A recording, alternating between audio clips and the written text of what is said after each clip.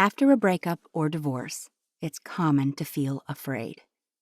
You may fear having to deal with your ex. You may fear how your breakup will impact your family, friends, or children. You may fear that you'll never find love again. Just because fear is a common emotion after a breakup, however, doesn't mean you have to live with it. Learning how to overcome fear is one of the most important life lessons.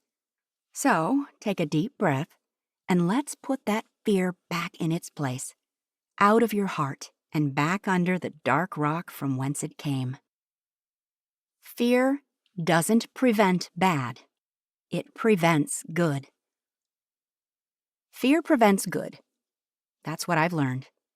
It's an inhibitor. It stops us in our tracks. It keeps us from doing the things that actually might benefit us.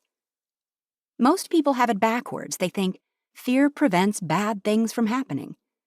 They think fear is a signal telling them something terrible is going to happen if they don't stop in their tracks right now. It's true that historically our ancestors relied upon fear to warn them of dangers that were real and present. Fortunately, most of us no longer live in such a physically threatening world. Unfortunately, many of us still experience and react to fear, even though most of the time the danger is neither real nor present. Often the danger is in our minds. Fears of more loss, loneliness, pain, and heartache. Fears of flying, speaking, losing, and failing. Fear of not being enough. Even fear of success and all the change that goes with it. The list goes on. When we heed the voices of fear, we stop. We panic. We lose our focus. And we ultimately prevent ourselves from engaging in the very goals we so desire to achieve. Remove fear's power. How does fear show up in your life? If you can recognize fear for what it is, you can choose to stop letting fear have its way with you. I, like you, know fear firsthand. I've felt that familiar catch in my chest more times than I care to admit. I feel fear when my kids make poor choices, or when I think of one of my family members dying. I feel fear when starting a new endeavor, or when faced with a life challenge I'm not sure I can handle. As I've worked on fear, however, I've learned to hear and distinguish its voice from mine. Fear is the one trying to stop me from doing those things that scare me but are good for me. When I hear the voice of fear, I can choose to expose it. I can choose to feel the emotion of fear and do the thing that scares me anyway. Or not, based on my own conscience and not on the overwhelming feeling of fear. Exposing fear, naming and feeling it, is what takes its power away. Fear versus warning. You may be thinking, but people do die and fail and horrible things happen. And you'd be right. But giving in to fear doesn't help.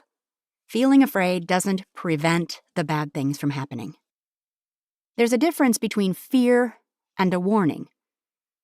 When we are spiritually in tune, we may experience warnings that prevent us from harm. You've likely experienced this yourself, but if you haven't, you've no doubt heard others tell stories of receiving a warning that prevented them from driving a certain way, or getting on a plane, or allowing their kids to do a certain activity. Later, they recognized that they had prevented a great tragedy or harm. These are remarkable experiences. But the thing to focus on here is how people describe these experiences. They say, "I just felt like I shouldn't go," or "I had this overwhelming feeling I needed to turn around." This has been my experience as well. An overwhelming feeling telling me what I must do. A feeling I listen to because it feels right. Now, think of fear. Every one of us has experienced moments of fear. Some moments may have existed mostly in our minds, such as the fear of performing.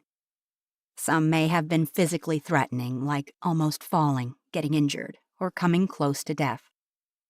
Either way, the experience was likely the same. Blood pressure went up, the heart started to race, sensation may have been lost in the extremities, including dizziness or lightheadedness. It likely felt out of your control. You were probably literally unable to control certain aspects of your body. It did not feel good. It did not feel right. You did not, most likely, even want to be feeling what you felt. You wanted it to be over. Quite a different experience than those moments of warning, right? How not to let fear get the better of you. The next time you feel afraid, stop and ask yourself, is this a true warning?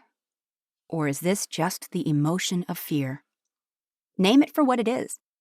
Fear can't keep you afraid if you expose it.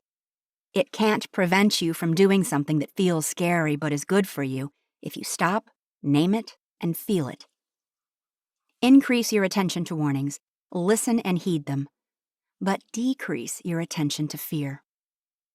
The only two things fear is good for are noticing the attempt it will make to prevent you from moving forward and recognizing that you're probably onto something really good.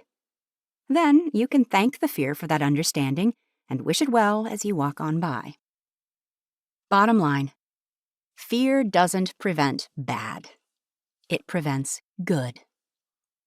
Learning to differentiate between fear and a warning can help you take the power away from your fears. Tool: eliminate your fears. Expose your fears. List them all in your journal. Use a thought record to seek out any lingering fears that may be holding you back. Feel the fear. It sounds scary, but sitting and feeling the fear helps you realize it's just an emotion. It takes the power back. Use the tools from Chapter 7 to help you as needed. Let the fear go. After you've seen it for what it is, you have a choice.